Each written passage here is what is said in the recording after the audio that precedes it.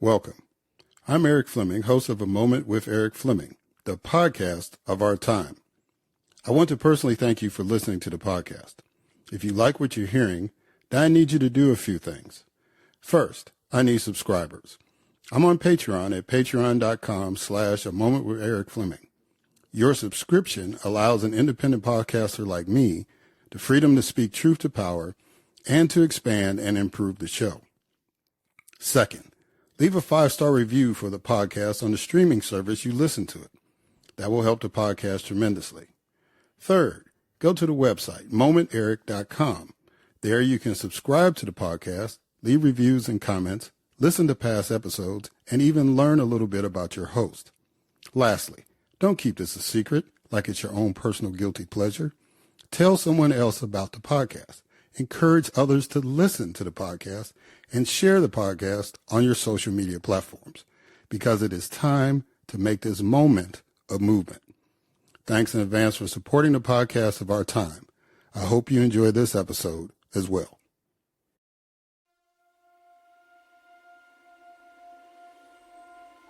The following program is hosted by the NVG Podcast Network.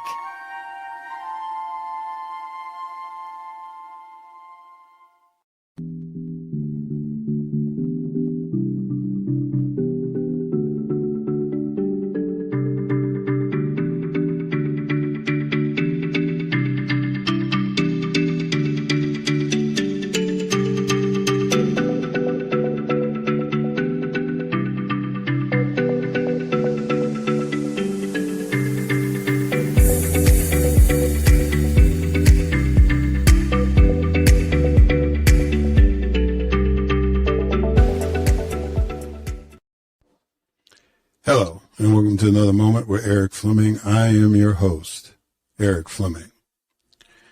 So today I have two gentlemen on. One has written a very, very powerful historical narrative, and one made history as the first African American in his state to run for governor. And I'm really honored to have both of them. And I look forward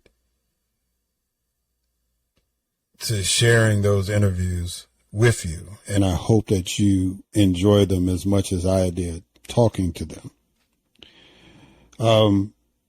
Again, ladies and gentlemen, another hurricane has hit in the mainland United States. Hurricane Milton, primarily, it only hit the state of Florida. And, but for those folks who are still in recovery from Helene, then Milton hit them. And the dangerous part about Milton, was that it spawned several tornadoes, and it seemed like the tornadoes did more damage than anything else. It was damage from the hurricane because it had hurricane force straight across the central part of the state of Florida before it went out into the Atlantic Ocean. And it was one of those rare hurricanes that started in the Gulf and went east, as opposed to it starting in the Atlantic and going west. So it was something that they were, the meteorologists were really, really paying attention to. And,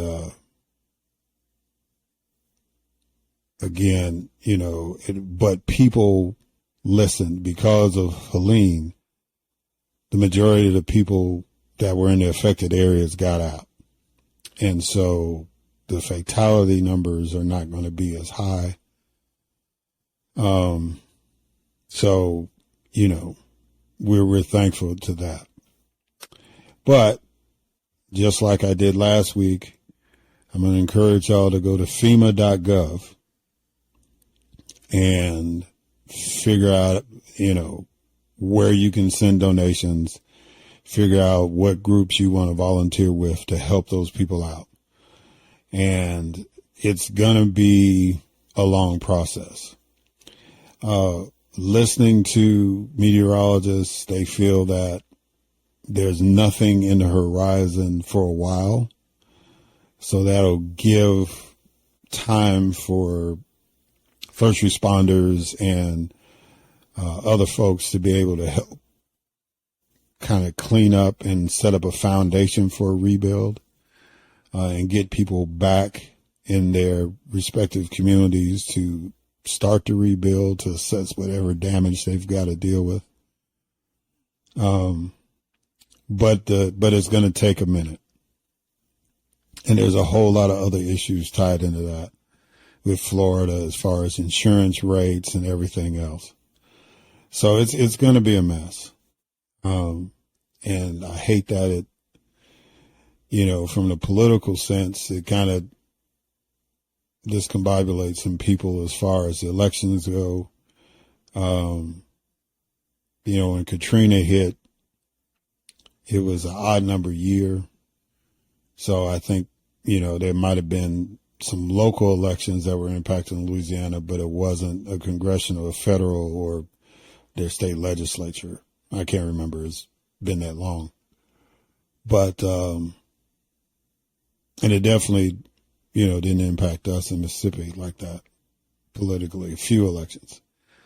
So this one's going to be tough for some of those folks, but, they'll have accommodations and, they'll be able to vote. But the most important thing is for them to rebuild their lives. So again, go to FEMA.gov and do what you can with that. Don't listen to the lies. Just go directly to FEMA.gov and get the information you need. With that, ladies and gentlemen, we can go ahead and get this program started. And as always, we're going to start it with a moment of news with Grace G.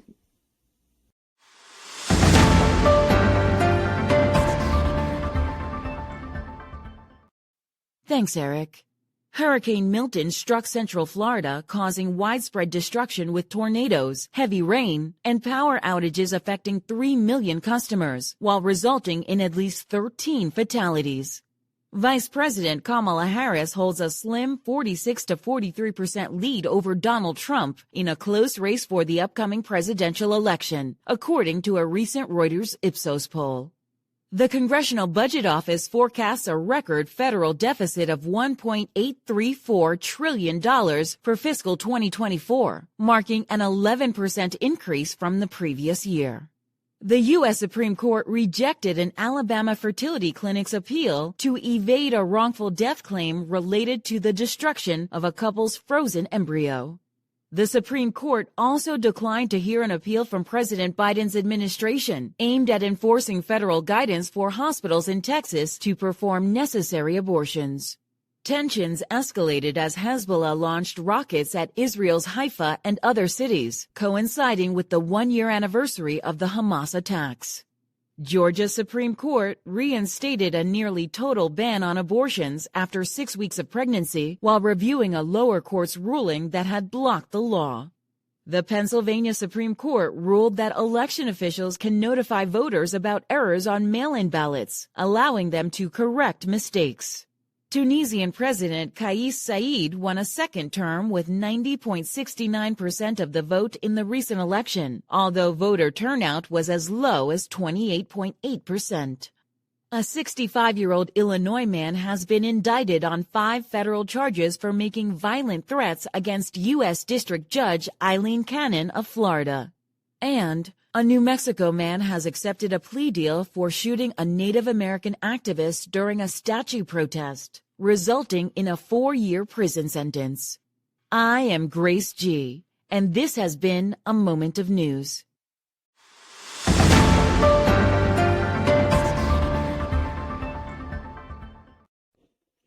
All right. Thank you, Grace, for that moment of news.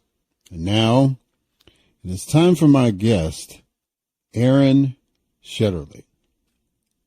Aran Shetterly's first book, The Americano Fighting with Castro for Cuba's Freedom, received a starred review from Publishers Weekly and praise from Carlos Ayer, the National Book Award winner for Waiting for Snow in Havana.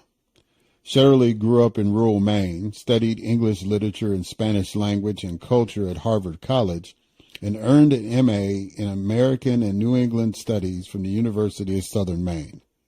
He has worked in media, publishing, and as a writing instructor, and has collaborated with his father's arts and education organization, Americans Who Tell the Truth, since 2003.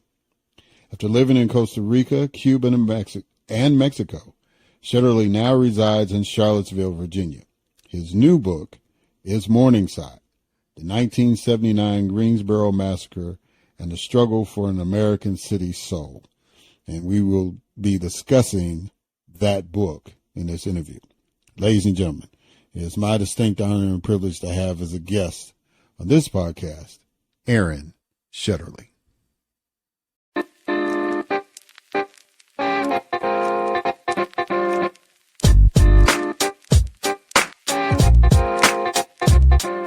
All right, Aran Shetterly.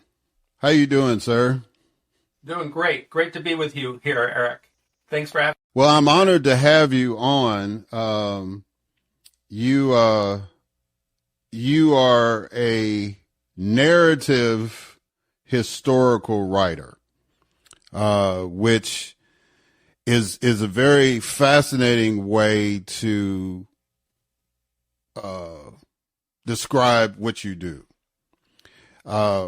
It's like when you tell a story, it's a total immersion for the reader, as opposed to, some most historical writing, especially if it's true events, they kind of get you in the mindset of what's going on and all that. But the way that you do it, it's almost like you were in the room. The way that you describe, like the opening scene, for example, in this book. And the name of the book, by the way, is called Morningside, the 1979 Greensboro Massacre and the Struggle for an American City's Soul. Just the way that the detail about the lady sewing clothes for the kids and the one lady passing out berets to the children. I mean, that's the kind of intricate detail that makes you feel like you're right there. And that's an incredible talent. So I commend you on that. So let's go ahead and get into it. What I normally do with a guest, I give them a quote. And your quote is, "Nations reel and stagger on their way. They make hideous mistakes. They commit frightful wrongs. They do great and beautiful things. And shall we not best guide humanity by telling the truth about all of this, so far as the truth is ascertainable?" What does that quote mean to you? Wow. One of my heroes is W.E.B. Du Bois. And it seems to me that if anyone wants to read a foundational text about this country and where it's come from and where it's going, read his 1935 masterpiece on Reconstruction. And it is just a magnificent epic of a book. And so when he speaks or writes, I listen, and that quote you read is his. And the thing is when I set out to write this story, and thank you for the noticing the language and the way I approached it, because I want it to feel like a novel for people. I want to come in through characters and scenes. But what I really wanted to do by doing that is immerse people in this world and try to figure out the closest thing to the truth about what happened, the core event at the center of my book, and how it came to be. And the beauty of the Du Bois quote, you can't go to a political rally without saying the greatest nation in the world or we're a good nation. But gosh darn it, every nation is everything. We're good, we're bad, we've done bad things, we've done great things. Why can't we have both those things and have an identity that is complete and full, like each one of us? And I cringe at having to insist that everything we do is good or that we're always great. I feel like it's incomplete and untrue. And when I feel like I'm being asked to participate in something that is incomplete and untrue, I don't feel comfortable. I feel much better accepting an identity of a person or a country that tries to tell the whole truth. Now, the truth is hard to get to sometimes, and I found that in this book. There were things I will never know, but there are enough things I know to have a pretty good sense of what happened in Greensboro in 1979. Yeah, and I'll kind of get into kind of the struggle a little bit as far as what you were trying to do, but talk about the significance of the title and its connection to the event surrounding the Greensboro Massacre, which is something that happened. I guess I was like 13 years old when this happened. And so growing up in Chicago, it got some play, but not, in this day and age, it would have been like just all over the place. But back then, it may have gotten mentioned and then it just faded away. So talk about the event and why did you use the Morningside as the title? Okay.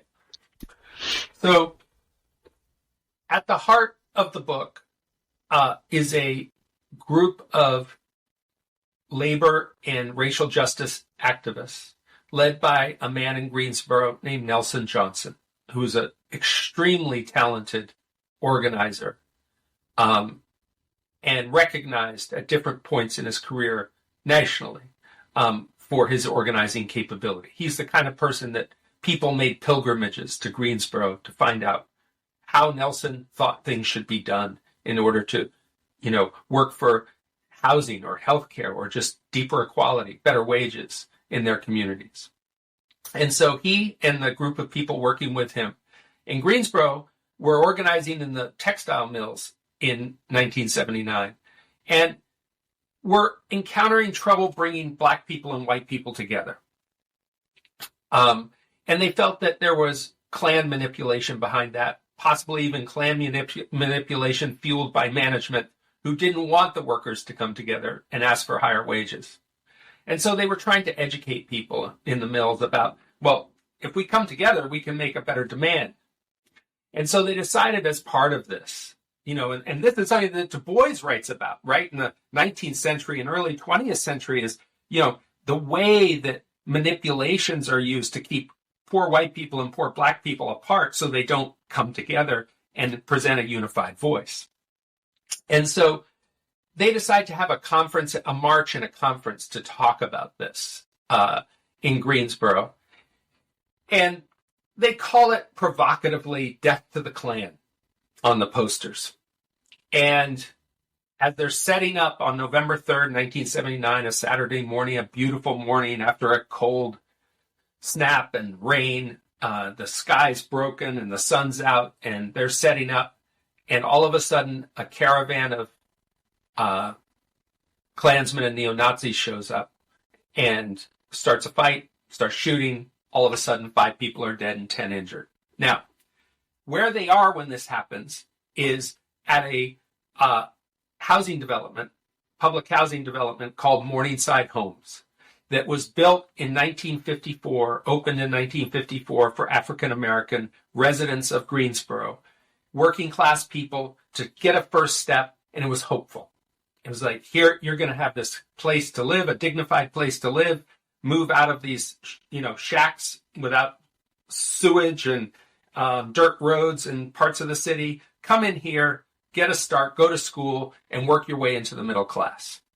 By the late 70s, this dream had become more complicated, and people were talking about Morningside Homes more in terms of drugs and crime than in terms of, school board meetings and library association and the gardening club, which is what had been there before. It's not to say there wasn't a good place to raise a kid still, because there were a lot of brilliant kids that came out of there that were nurtured there.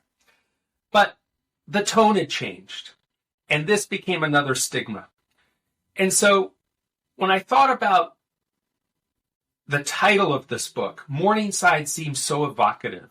And it also hinted at hope, because I don't want to just leave the reader in the hardness of this tragic event, but take them through it and beyond it to see where we can go with this and how we can actually use this event, and so these people didn't die in vain, in order to make a better future for people. And in other words, the world keeps turning, the sun comes up again, and Nelson and his wife Joyce Johnson have kept struggling without cynicism for a better future for people in Greensboro, and they're still doing it today. And that, their spirit gave me so much hope, and I felt like that word Morningside really captured that, evoked that. Yeah. And so you were kind of inspired to pursue this story by two events. You moved into Charlottesville about a year before the Unite the Right rally. And then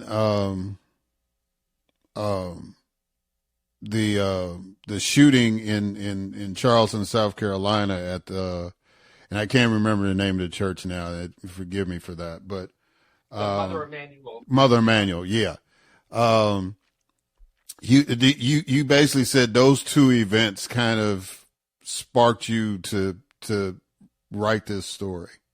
Well, one of the things that drew me to the story in the first place was the idea this wasn't happening in 1939. This wasn't happening in 1949. This was happening, as you said, in our lifetimes, after the Civil Rights Act, after the Voting Rights Act, and we like to tell ourselves in this country a story of progress, that, we're putting these things behind us.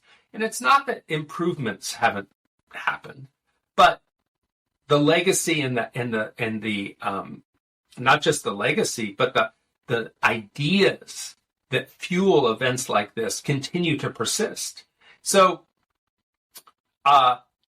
when I saw what happened in Charlottesville and what happened in Charleston, I thought, wow, we like to talk about these as isolated events, but they're connected. And they're connected also to Greensboro. And what I found out about Greensboro and did not know until I really started researching, but it really inspired Dylann Roof. Dylann Roof knew about Greensboro, when he walked into Mother Emanuel Church. It was an inspiration.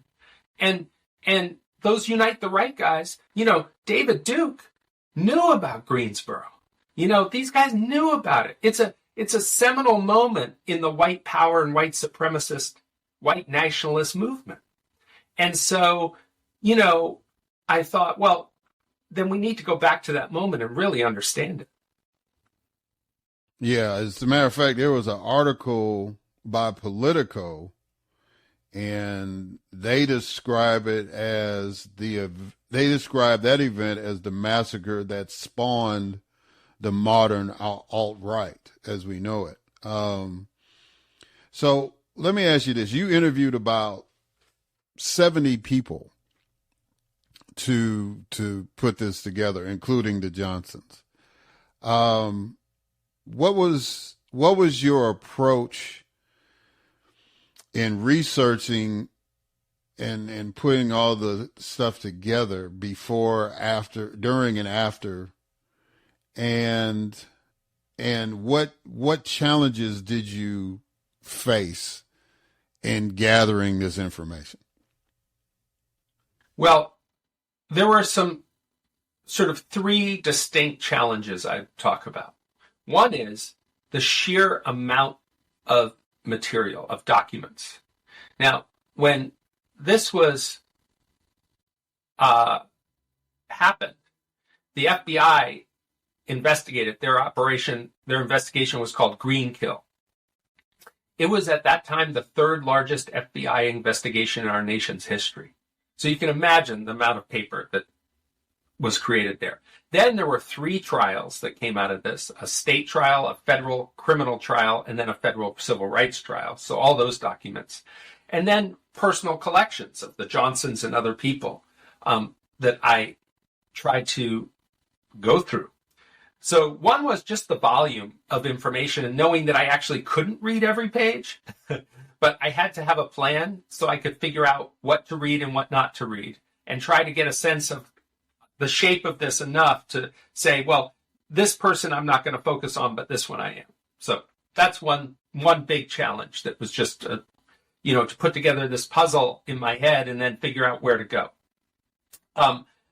Another challenge was how high the passions run on different sides of this issue, in various sides. So when I'm interviewing, one of the lawyers who prosecuted the Klansmen and neo-Nazis for the shooting and lost, right? Because these guys were acquitted in their murder trial and then in their civil rights trial.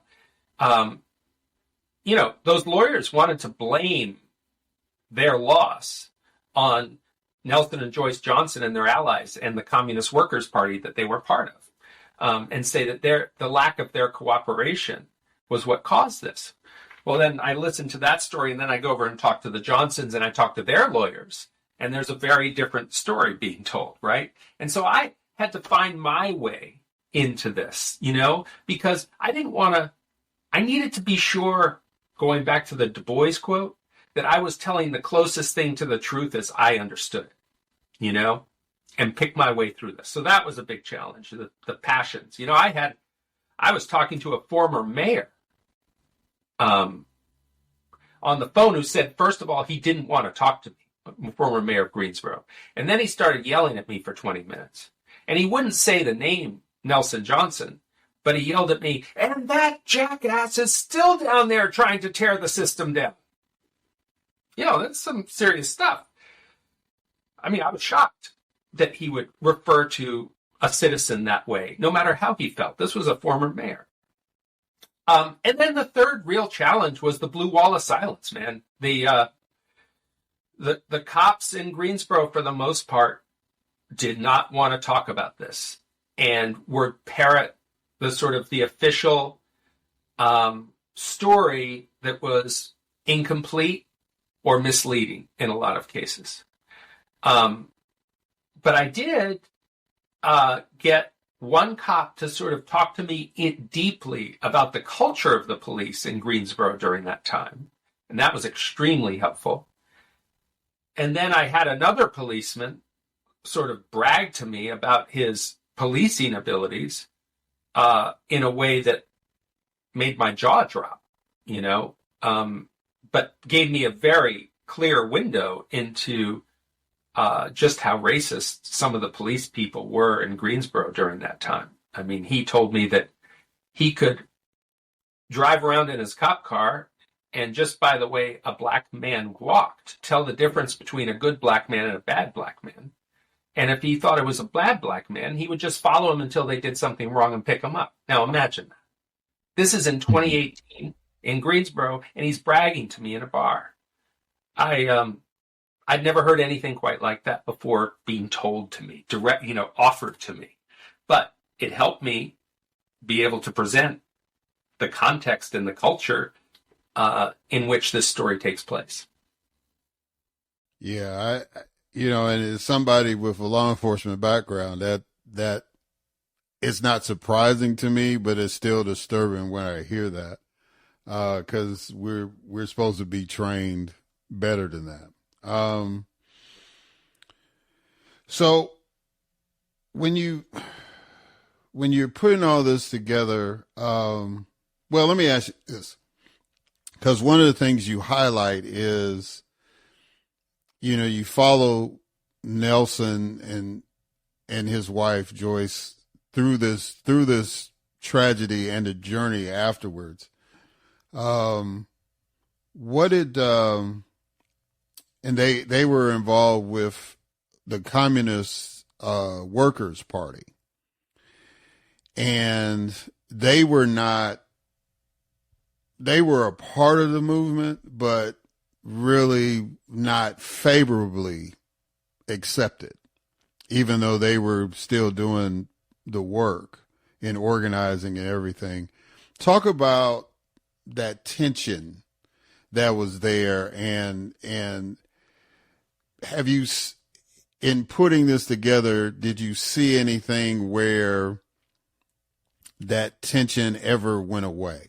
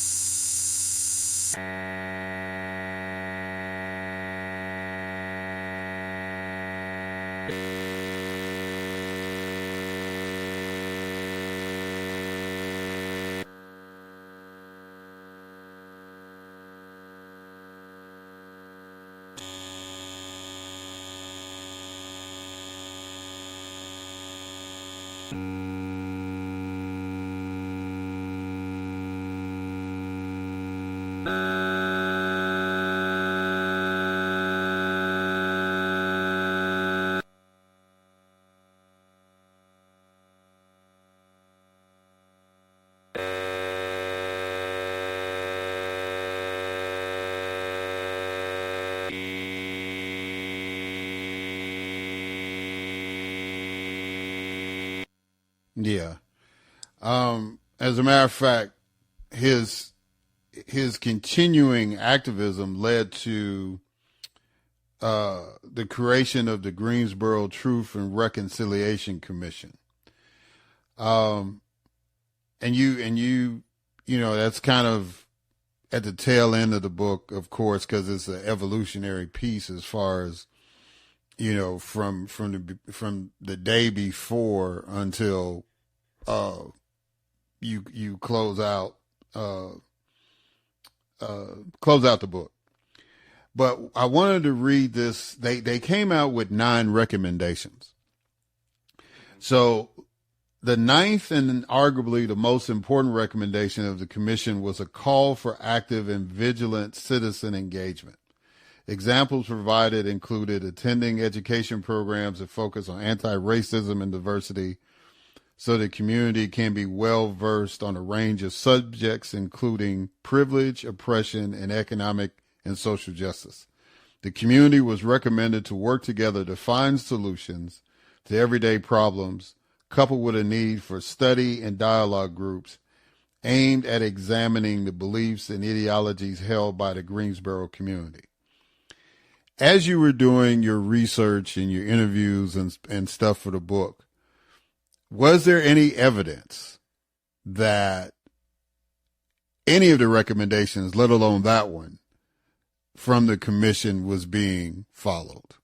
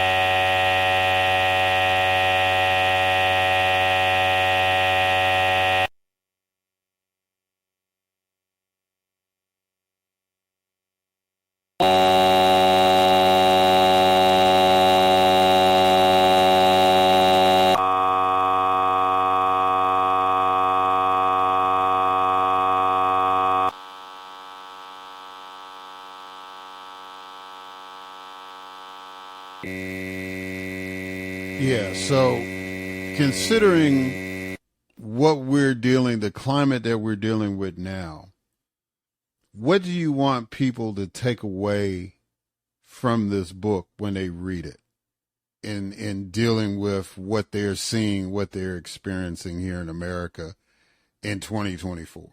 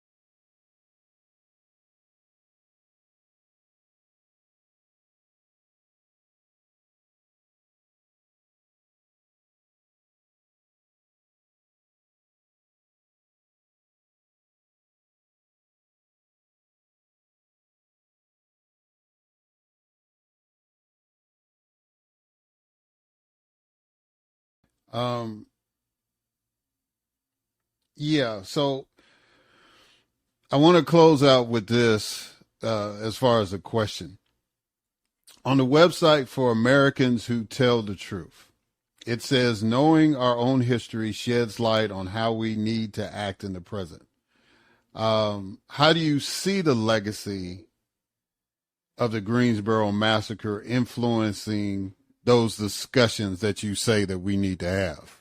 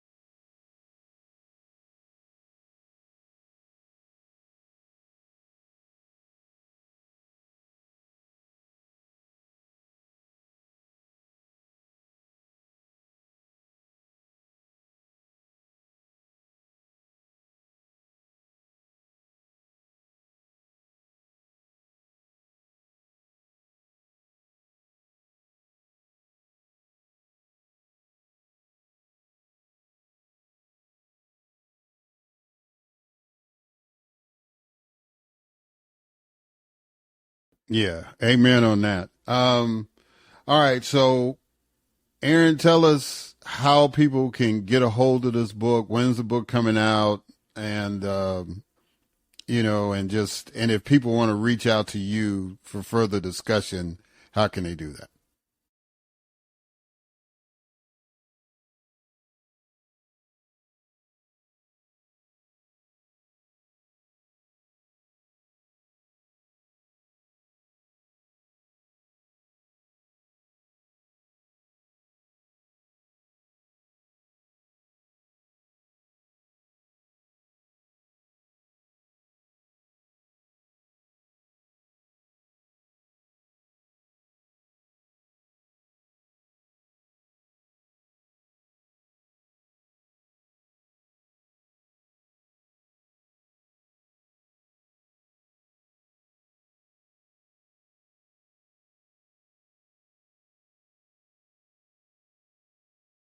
All right, well, Aran Shetterly, thank you for writing the book.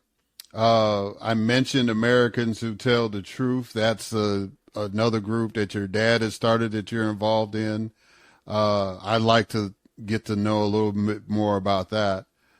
Maybe next time we come on, we'll talk about that and some other things. But thank you for coming on the podcast. Appreciate it. And good luck. Good luck on the sales. It's a good read and people need to get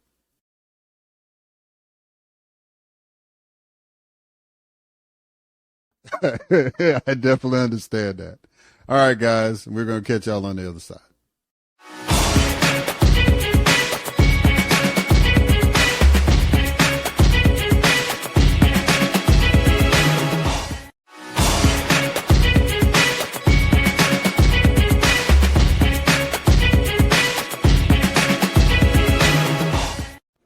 All right, and we are back. So now it is time for my next guest, the Reverend Dr. Chris Jones. Chris Jones is one of the few people who can talk as fluently about biblical theology and Christian principles as he can about quantum mechanical states and differential equations. He is among an even smaller set of people who can do that while recalling stories of fishing, playing sports, organizing in urban and rural communities, being a military spouse, and doing his girl dad thing. he brings all of this to bear in Quantum Pearls. A native of Pine Bluff, Arkansas, Chris was the first African-American major party nominee for governor in his state's history. His love for science took him to Morehouse, where he earned physics and math degrees, to NASA, where he interned with a NASA astronaut, and to MIT, where he earned 2 master's degrees and a PhD. His love for Christ drove him to teach Sunday school at a young age and to become an ordained minister. His love for community opened the door for him to serve as an assistant dean for graduate education at MIT, run the Dudley Street Neighborhood Initiative, and lead the Arkansas Regional Innovation Hub. More than anything, Chris loves his wife of 20 years, Dr. Geraldine Jones, who is an emergency medical physician and veteran of the United States Air Force. Together, they have 3 beautiful daughters. Ladies and gentlemen, it is my distinct honor and privilege to have as a guest on this podcast, the Reverend Dr. Chris Jones.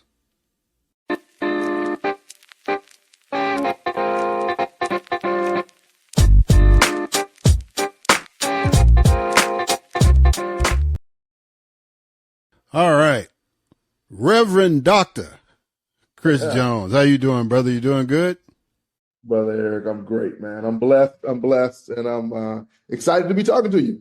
Well, I'm happy to be talking to you. I've been, like I said, I've been trying to get you on for a little bit. I'm glad we ran into each other at the convention at a happy spot, and I'm glad that we're going to make this happen. I followed you from afar. Even though I'm in Georgia, I spent most of my political teeth getting cut in Mississippi. So I'm very aware with Arkansas politics a little bit.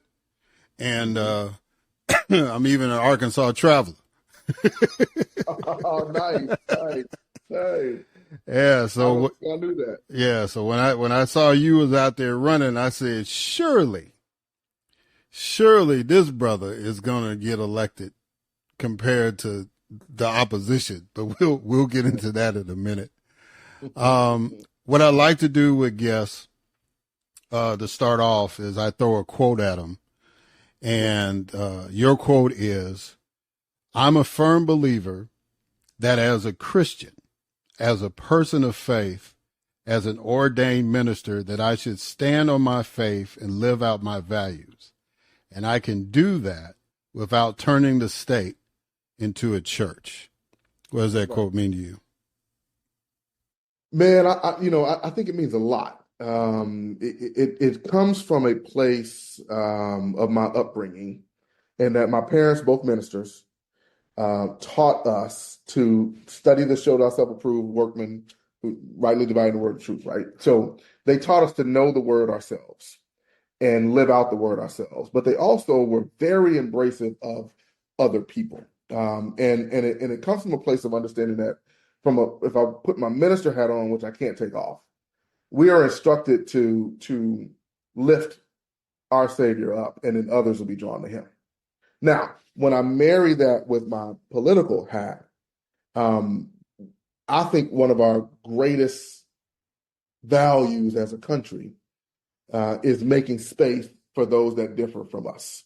Now, we don't always live out that value, but our founders are pretty clear. We will not have a state-mandated religion. And far too often the right, particularly the extreme right, and the evangelical Christians, white evangelical Christians particularly, birthed from the Southern Baptist movement, have said that the state should be church. And they beat that so hard that it's actually pushed people away from both politics and from the church. And so my statement is saying, no, be who you are and make space for others to be who they are. So let me see if I got this right. You've got a physics degree from Morehouse. So you're a Morehouse man. Yeah, physics and math. Okay. You got 2 degrees from MIT, and you're an ordained minister. Why did you say that again? 3 degrees from MIT. Oh, I'm sorry. 3 degrees from MIT, and you're an ordained minister. Even more so, Why did you decide to get into politics? Man, I've always loved serving other people, and the spark was lit when I was 8 years old. My dad took me from my hometown of Pine Bluff up to Little Rock, big city, and we were in the mall. And at 8, I bumped into none other than then Governor Bill Clinton. And I was fascinated by this guy. I was impressed by this guy. I was inspired by this guy. And I asked my dad, well, what does he do? And my dad said, he's a governor. And I said, what's a governor? And he said, let's go look it up. So we drove back home because we didn't have cell phones and Google and Wikipedia and all that. There was no Chat GPT. We went old school to the Encyclopedia Britannica. Look, we grew up. We grew up kind of on shaky ground in the middle class.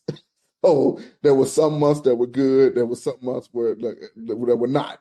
And I knew what food stamps looked like. So I say that to say we had the encyclopedia, but we didn't have every letter. But we did have G. And so I looked up what a governor could do, and I found out that a governor could solve problems. I love solving problems and make a difference in people's lives. I cared about people. So that was where the spark lied. And I always knew that my life would be a life of service to others. And I always had a desire to do that service in the political sphere, in the public space. And for me, it was a journey that allowed me, think about a video game. I picked up tools along the way in different places and put them in my backpack, ultimately leading towards this level where I am in politics, and I'm using all of my tools in this level. Yeah, I can relate to you about the tools. I've had so many jobs, man, to support my political habit. But everywhere that I journeyed, in every place that I worked, helped me. I feel to be a better person when I was in public service. Just taking all those experiences. Why do you think it's imperative that academics get more engaged in community and politics? Ooh, man, if you had asked me that question 5 years ago, if you had asked me that question when I was in grad school at MIT, I would have a different, slightly different answer. And I'll say different, same answer but different passion. Here's what I mean. When I was in grad school, one of my degrees is in technology and policy. The premise behind that is teaching scientists and engineers how to understand policy and how to implement policy. And that was important because you can have the best solutions, but if the policy and the politics don't make space, then you're in trouble. So I always knew that it was important for scientists and engineers to be into politics to help policymakers understand the best solutions. And now in this divided environment, in this environment of misinformation, in this environment of lies and disinformation, we need folks who are trained to find the truth and who are bold enough to speak that truth. And I think academics are trained to find the truth, and they generally are bold enough to speak that truth. So you are a 7th generation Arkansan, right? Yes. Love Arkansas. Over 200 years, my family has been in this state. So what did you learn about your state when you ran for governor? Interestingly, when I ran for governor, we have 75 counties in Arkansas. And I made a commitment from the beginning to make sure I traveled to every county in the state. And I actually did it multiple times. On one of my tours, I went and met with people in each county. On the second tour, I did a walk a mile in the county. So I walked a mile, literally, with Arkansans and had conversations with them. What I learned was an affirmation of what I believed. Because of how I grew up, and my memories, my nostalgia of the place, I always felt like Arkansas was a place where, regardless of who you were, if you respectfully and authentically engage with someone, they will return that back to you. That was my, generally speaking, that was my growing up experience. Now, I will say, I grew up in the sort of the post Brown versus Board Education era, the post Little Rock Nine era, and my generation, we were the first ones to where mixed students started out in pre-K and kindergarten. The first ones. So we engaged each other throughout. Now, I say all that to say that I felt like if I engaged Arkansans, then they would give me a chance. And true to form, I'll tell you a quick story. We went to a place called Harrison, Arkansas. Harrison, Arkansas is in north central Arkansas. It's in the Ozarks, hillbilly country. The Grand Wizard of the Klan used to live in Harrison, Arkansas. The Grand Wizard of the Ku Klux Klan. It is branded as a very racist place. It was a sundown town where we people that look like you and I couldn't be there after the sun went down. Well, I wanted to travel everywhere, so I made a commitment to go to Harrison. I set up a meet and greet in Harrison. We reserved a room in the back of a restaurant. Figured maybe we get about half a dozen people. I show up. It's a glass window. I'm walking up to the restaurant. I see the place is packed. So I'm thinking in my head, I'll kind of weave my way through the crowd and get to the back room. Well, Eric, as soon as I opened the door and walked in, I got a standing ovation in Harrison, Arkansas. They were all there to engage with me because I was willing to show up.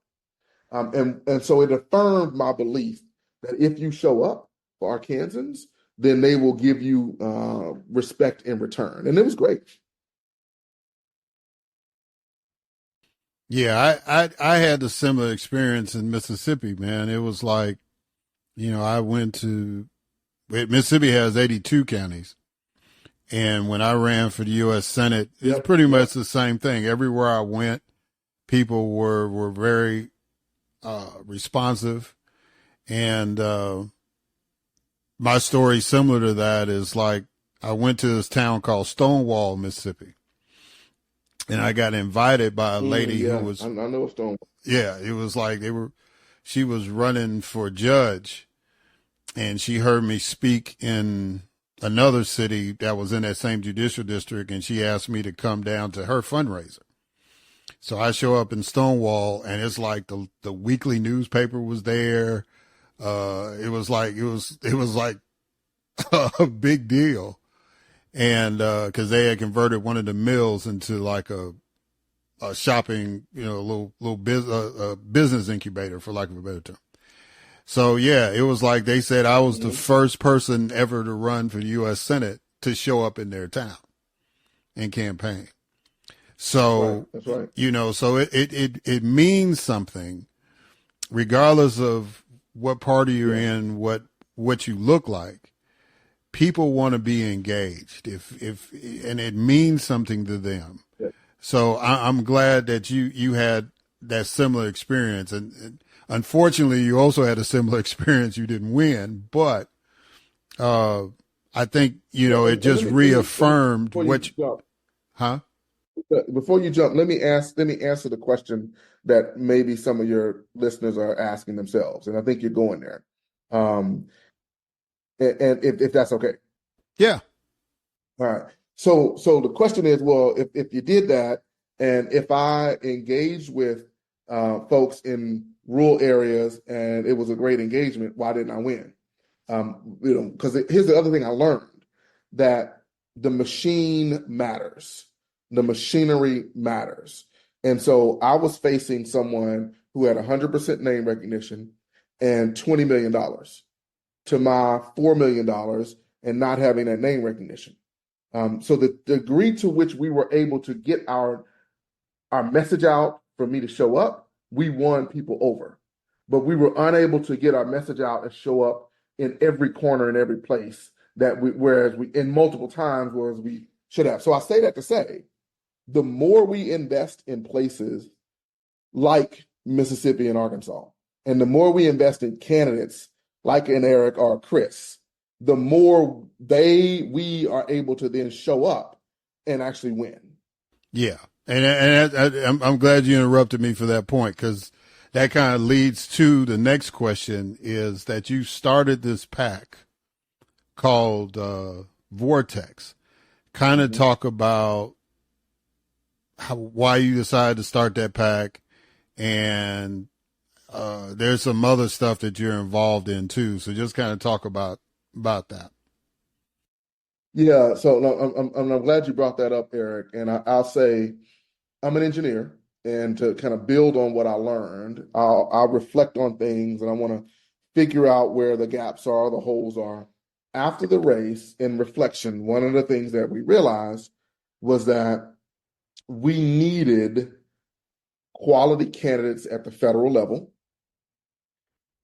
Two, we realized that we needed to figure out a way to engage people in the political process earlier. The majority of the people that engage in the political process do it on election day, in the election window. Then there's a smaller set of people who actually volunteer for campaigns. There's a smaller set of people who donate to campaigns. Then there's a tiny group of people who help make the decision as to who's going to actually run. So we wanted to figure out a way to expand the universe of the people that are engaged in the political process. So here's what Vortex decided to do. We focused on the 4 congressional seats in Arkansas. We have 4 districts. And we said we wanted to field a strong candidate in each of those districts. But the way we want to do it, we went around and we asked Arkansans to nominate their neighbor. We took the smoke-filled room and brought it to Main Street. And in doing so, we got a slew of nominations. We vetted those nominees. We call them up and say, hey, you've been nominated, Eric. One of your neighbors believes that you would be great to represent them in Congress. And so we talk with you, we engage with you, we do our background check, and we ended up nominating 4 candidates. All 4 of those candidates became the actual, so we endorsed 4. All 4 of those candidates became the formal nominee for Democrat. And just this past week, all 4 of them did a debate against the 4 incumbents.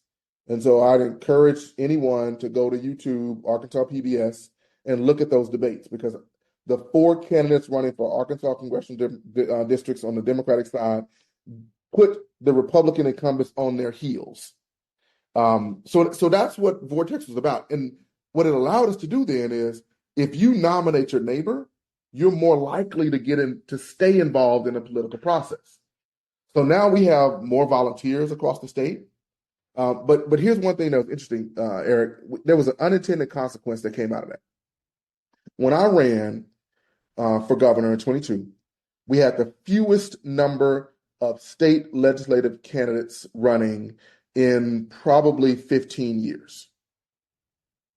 This cycle, because we engaged people earlier in the process, because we talked about the congressional districts, but then that allowed us to talk about the down ballot. Because for the folks we didn't endorse, we encouraged them to run for state ledge. We encouraged them to run for school board. We encouraged them to run for JP. This year, we have the highest number of state legislative candidates to run on the Democratic side in 20 years. So that's an offshoot. And the other thing I'll quickly say, Vortex is doing that. We're supporting those candidates. I'm also involved at the national level in the Dirt Road Democrats. So that's Jamie Harrison's PAC. He's the chair of the DNC.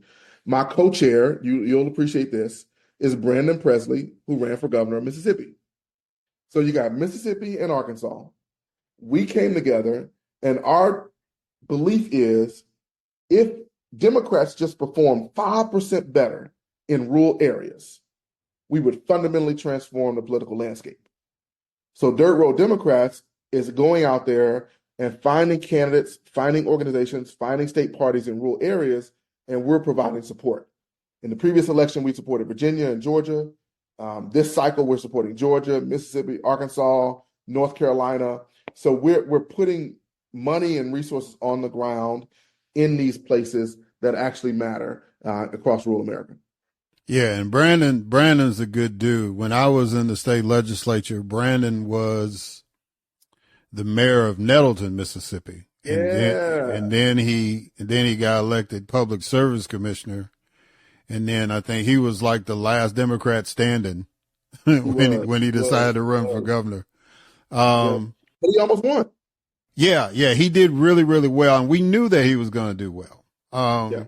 You know, it doesn't hurt to be Elvis Presley's cousin. That doesn't hurt. At all.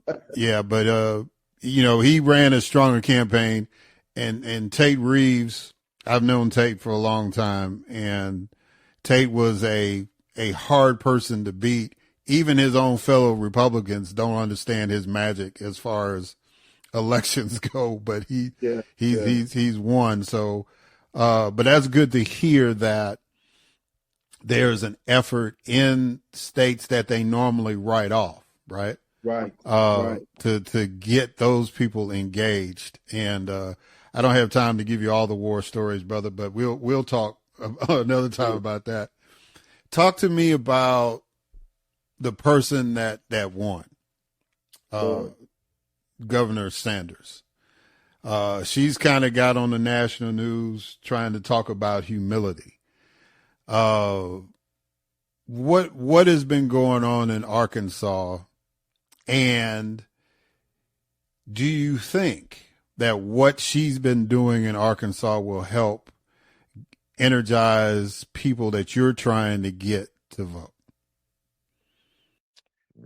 So what she is doing in Arkansas is absolutely helping energize the people that we are trying to get to vote. Absolutely. We knew her from her time in the White House, and Sarah Huckabee Sanders was a straight up liar. She lied consistently. Now, to be clear, she did not have a record. All she had was she shared what Trump was doing. But now she has a record. She came out of the blocks after she won, and keep in mind, she had 100% name recognition, a ton of money. She won the race in large part because we couldn't get our message out. It's fine. It is what it is. She came out of the blocks, changing child labor laws to where now 13-year-olds can work in factories without their parents' approval. She came out of the blocks, banning DEI and diversity and attacking AP courses to where now schools across our state cannot teach African-American AP history. She came out of the blocks and put forth one of the wildest education bills that she got from ALEC and some of the other national groups.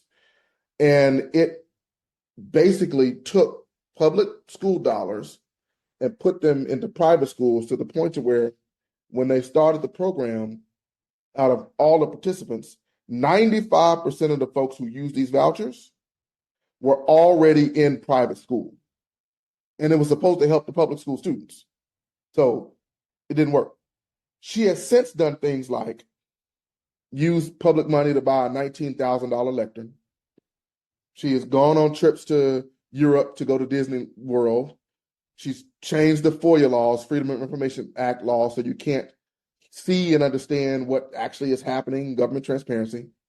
She's put money to push back on ballot initiatives so that citizens in Arkansas, one of the few states where citizens can put forth a ballot initiative on the November ballot. She has put her campaign money and her money down to stop those initiatives. And now she's gone on stage and said, which has layers of problems, that one, she's humble, that dog won't hunt, and that two, she's trying to tell a Black woman who has fought against all odds, who has achieved the first in terms of whether it's DA or AG for a state or VP in VP Kamala Harris. She's trying to tell her how she should act. And Sarah got a lot of backlash from that. So that's a long way of saying I am surprised at how well she is doing at making people dislike her. I did not think she would do it that well, and she has. So she set us up. Well, I never underestimated her potential to do that. Yeah. Following her on the national stage and then knowing who her dad was, it didn't surprise me at all. And like I said, when you ran, I was like, surely the folks are going to give this brilliant black man a chance as opposed to the sideshow. Now, like you said, she had the name ID and all that stuff. One of the questions that's always asked of me, a political scientist, is about black turnout. And I've got many friends that believe that, well, if every black person showed up to vote, every black candidate would win an election. And the only reason why I dispute that is when I ran for U.S. Senate in 2008, everybody was running. I mean, everybody was voting. I had more votes than any other black person in the history of the state of Mississippi.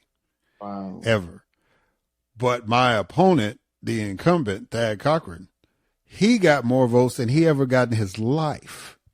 I got almost 500,000 votes. He got 700,000 votes. Yeah. And you could basically look and see that Gulf Coast area was the difference, our 4th district. Yeah. So, but then Gary Chambers was running for the U.S. Senate, I believe the same year you were running for governor, and he was running Louisiana. And when the election was over, he was really, really upset about black turnout. Yes. So what is in Arkansas? You've got Philander Smith, you've got UAPB, you've got some solid hotbeds, in Little Rock and all that. What is the biggest challenge in getting black turnout to be black people to be engaged? And do you think that this election will be different? I do think this election will be different.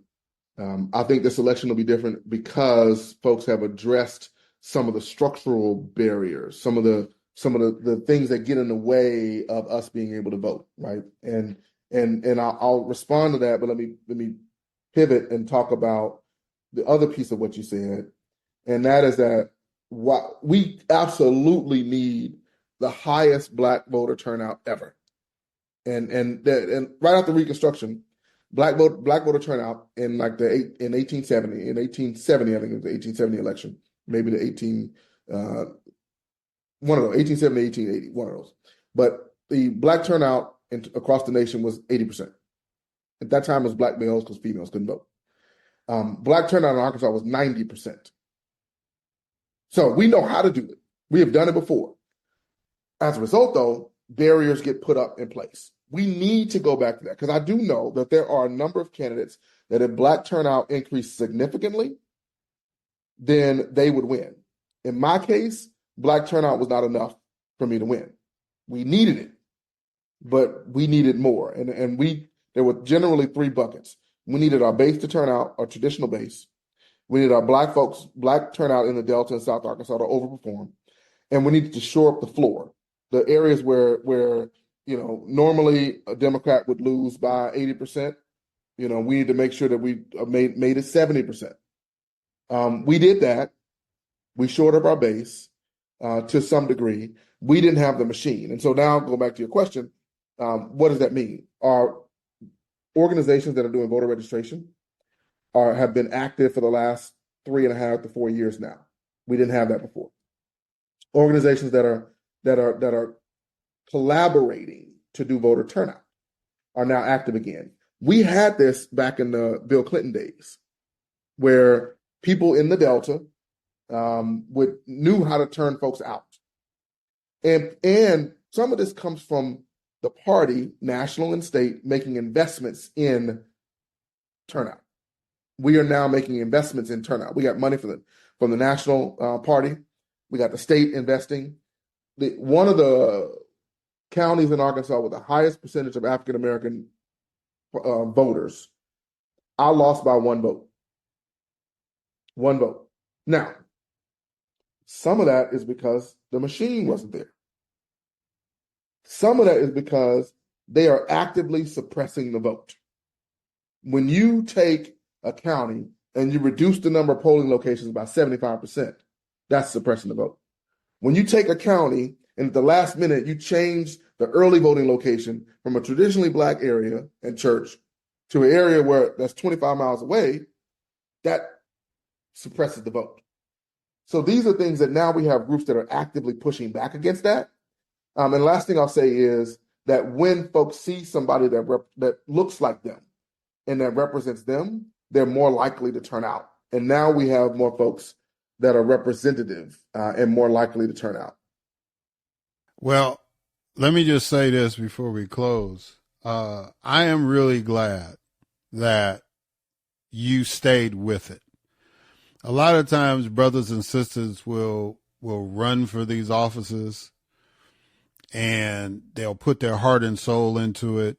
And then if they don't win, especially in these southern states, if they don't win, then they just kind of fall off into the sunset. And, they'll tell their grandkids, yeah, I ran for this, I ran for that, or whatever. Mm-hmm. And they might be engaged individually, but they don't organize. See, what you're doing is very similar to what Stacey Abrams has done. Mm-hmm. The reason why Georgia is in play is because of her. Yeah. And because of the work she did before she ran, and the result, even though she did not win because it was so close, mm-hmm. she knew she had unlocked that door. And that's why in a southern state, there's a Black man and a Jewish man representing them in the United States Senate. Right. And so what you're doing in Arkansas and combining with the National Party with the Dirt Road PAC is really Dirt Road Democrats, is really, really important. So I'm glad that you stayed engaged. Now, how can people help you out? How can people donate to Vortex? How can they get involved with the Dirt Road Democrats with these few days left?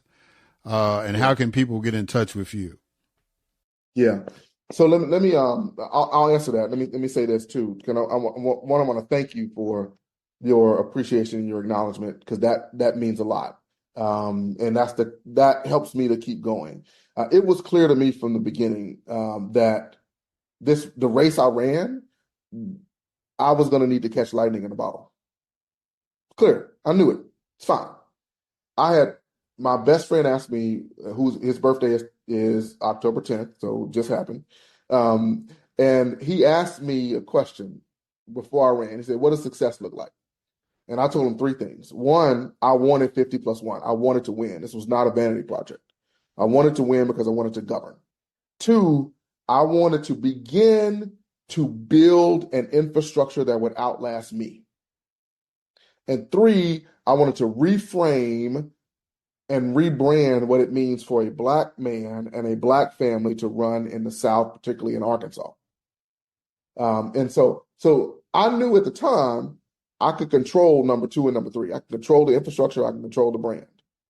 I could only influence number one. I could only influence 50+1. So from the beginning, I knew that was going to be the case. And I said to myself that win or lose, the other two things matter a lot. And win or lose, what we did, we're an agricultural state. When the ground is hard, you got to break ground first. And sometimes you got to go through a season of breaking the ground before you can get to the next season of planting and something actually growing. We had to break ground. We had to rebuild hope. We had to get people engaged. And so now when you ask how can folks, continue to support, you can follow me on social media. I'm on LinkedIn, Christopher Jones. I'm on Twitter, Instagram, TikTok as Jones4 FORAR. So Jones4AR. Follow me. Amplify what we're talking about.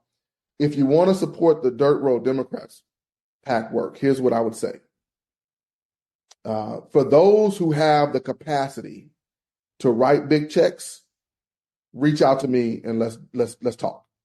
Because we're going to take that money and put it on the ground in specific areas that will lead to flipping a congressional seat and lead to breaking a state legislative supermajority.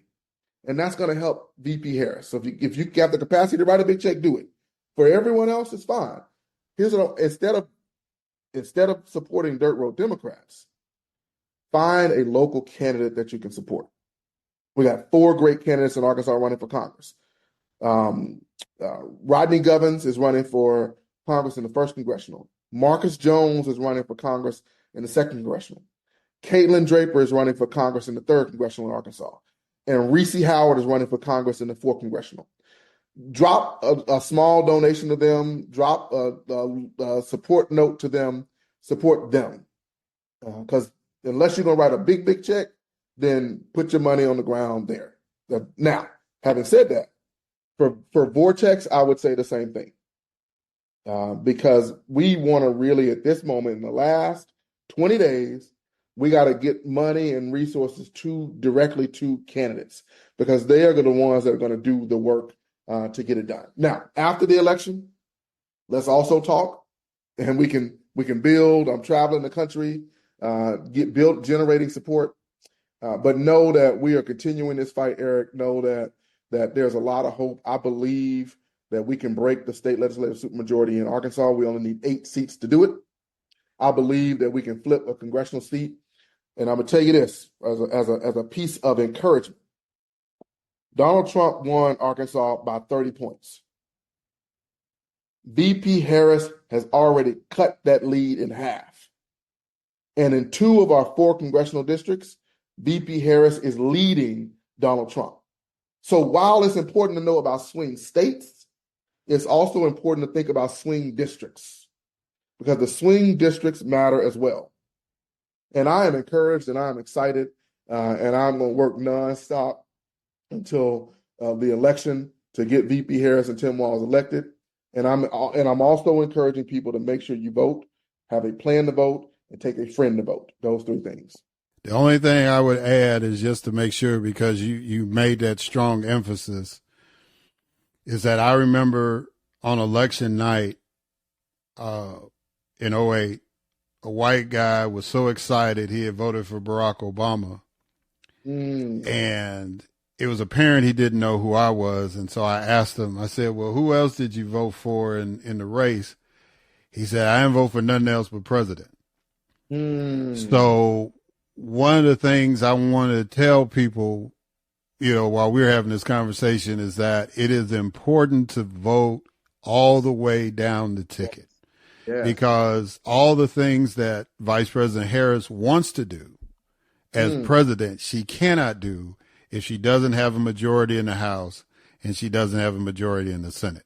That's just the way it goes. And then if you can flip that Arkansas legislature, that'll be a state that'll be more receptive to getting monies that the federal government is going to send them, and can override any kind of Republican governor, including Ms. Sanders, in order to do what needs to be done for our Kansas. So I wanted to make sure I got that in too. Well, let me also kind of double click on what you said, because you are 100% right. And just one other example of why what you said is so critical is that the reason breaking the state legislative supermajority is so important is because then you can pump the brakes on some of the insane legislation that's coming out of these deep red controlled states, these MAGA extremist controlled states. And so if you can pump the brakes on these heartbeat bills, if you can pump the brakes on these anti-diversity bills, if you can pump the brakes on these child labor law bills that are coming out of the state. And why is that important? If you don't live in Arkansas and you don't live in Mississippi, why is it important for you to still help support to make that happen? Because if it passes in Arkansas, then it can work its way up to the Supreme Court. And that Supreme Court could codify it for the whole country. So that's why we got to stop it at its lowest place, and that's at the state level. And that's, to your point, That's why we need people voting all the way up and down the ballot. And because we need to put an end to this extremism and this madness. So do y'all have early voting in Arkansas? We do. Early voting starts on October 21st. Voter registration is done for now, but early voting starts on October 21st. And I'm encouraging people, vote early and then go help someone. We just had storms, Milton and Helen on the East Coast. It reminded me of Katrina, and we're coming up on Katrina's anniversary next year. There are a bunch of horrific images for Katrina. One of the images that sticks in my mind is the flyover of a parking lot, and the parking lot was full of buses. People wanted to evacuate, but there was no way out. The buses that could get them out were sitting in a parking lot. So when I think about October 21st to November 5th, we shouldn't have any empty buses or vans in parking lots on churches, on community organizations, because people need to get to the polls. It's a matter of life and death for a lot of folks. So let's get these buses moving, and that's what I'm encouraging people to do. Ladies and gentlemen, that was the good Reverend Dr. Chris Jones from the great state of Arkansas. Brother Jones, thank you, man, for coming on. You do know now that once you've been on, you have an open invitation to come on anytime you want. And we'll definitely keep in touch because I want to see you succeed in Arkansas and, and just keep everything going. So, again, thank you for coming on the podcast. I appreciate you. My honor, brother. All right, guys, and we'll catch y'all on the other side.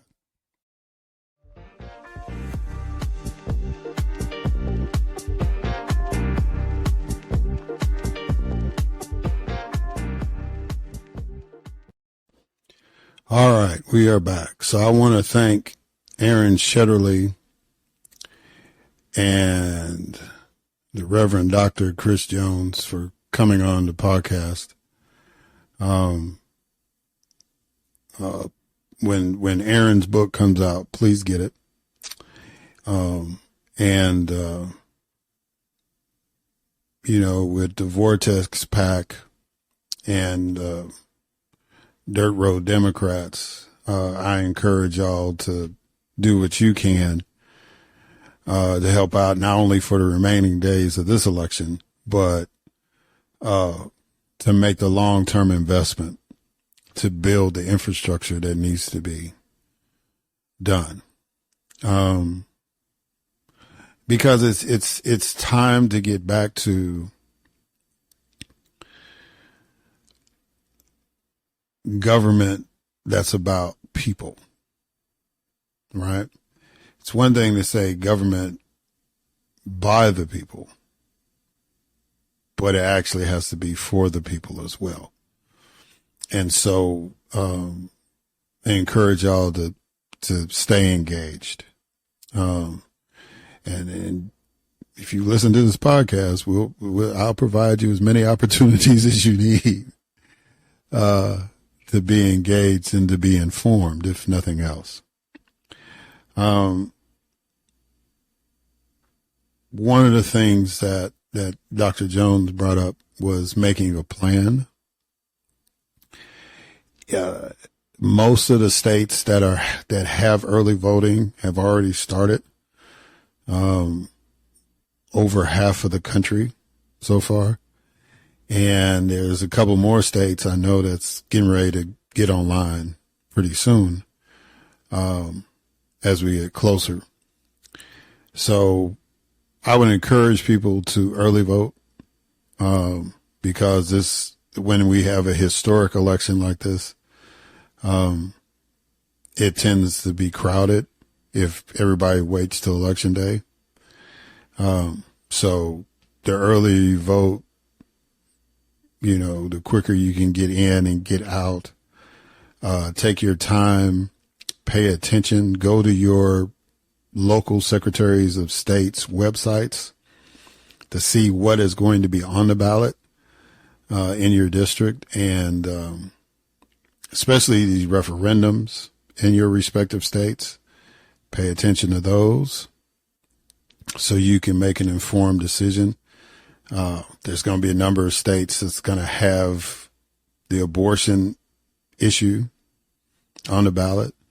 Most of them are going to be constitutional provisions to guarantee rights for women in reproductive care. There will be some that are worded a little different, maybe lifting a ban or prohibiting the state from taking away those rights, as was the situation in Kansas. So pay attention, because folks that don't want you to have their rights have been trying to do their best to play with the language. So pay attention. And I know it seems like we ask a lot, but it's your right and your power, right? And, you know, to coin the phrase from Spider-Man, with great power comes great responsibility. And your power is that vote. So you need to be educated when you make that vote. You need to make an informed decision. And like I tell people, I understand not everybody agrees with me, but the one thing we should agree on is that your vote is your voice, and you need to exercise your voice every time, not just when it's just all national attention, but every time. If you want to make the argument, the highest turnout in any municipality should be the local election, because it's the mayor and that city council or board of aldermen or whatever you call them. It's going to determine if you're going to get a traffic light or a stop sign in your community. They're the ones that's going to put speed bumps on the road near schools. They're the ones that's going to fill the potholes. They're the ones that are going to determine when the trash is going to get picked up. So you definitely need to know these people and vote for the folks you think will make your city or town run smooth.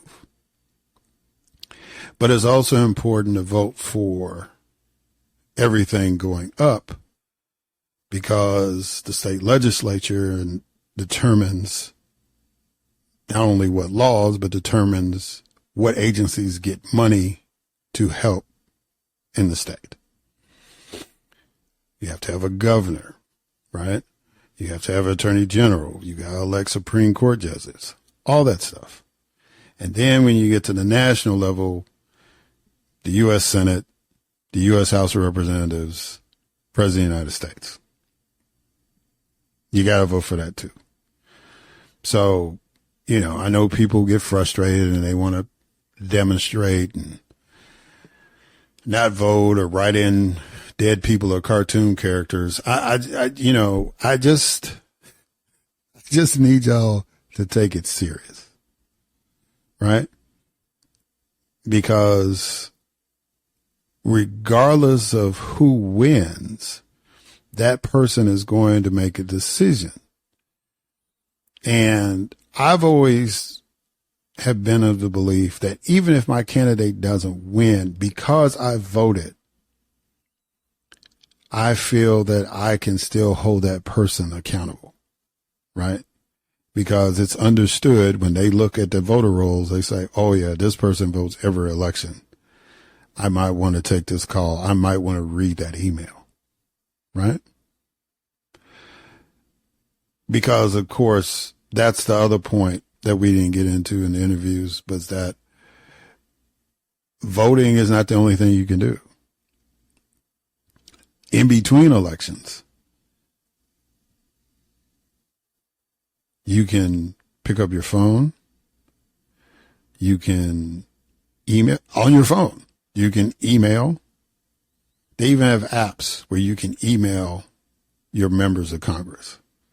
It used to be we used to tell people to write letters, but because of the crazy folks that want to put anthrax and fentanyl in envelopes, it may not be timely if you send a letter. But now with the email, or just dial the number directly, you can get your voice heard that way in between elections, right? If it's an issue that's important to you in your community, show up at your local school board or show up at your local city council meeting. Show up at the Capitol just to see how it works, if nothing else, right?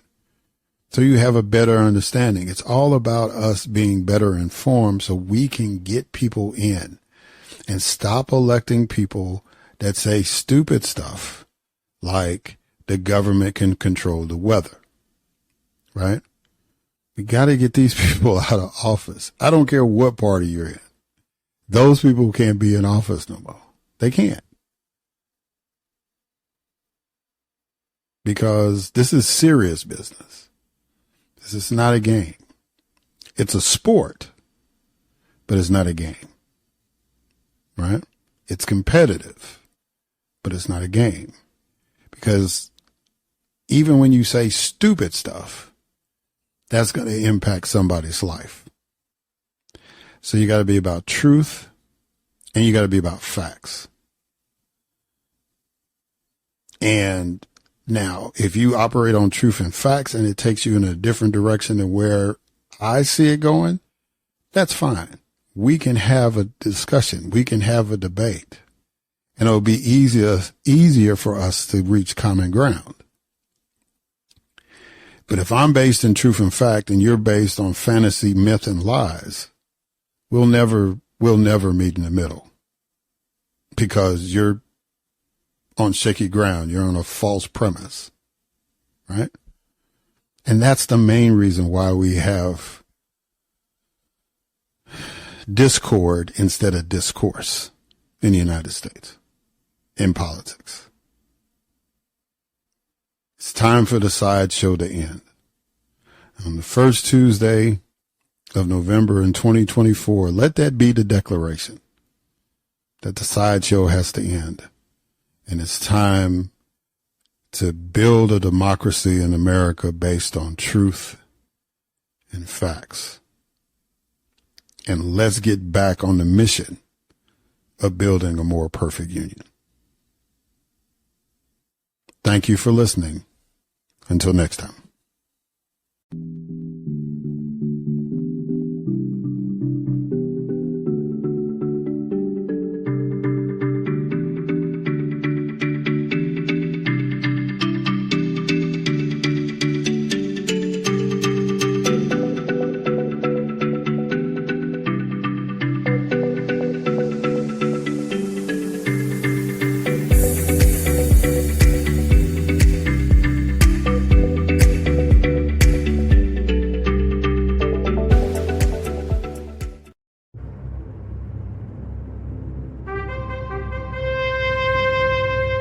NBG Podcast Network.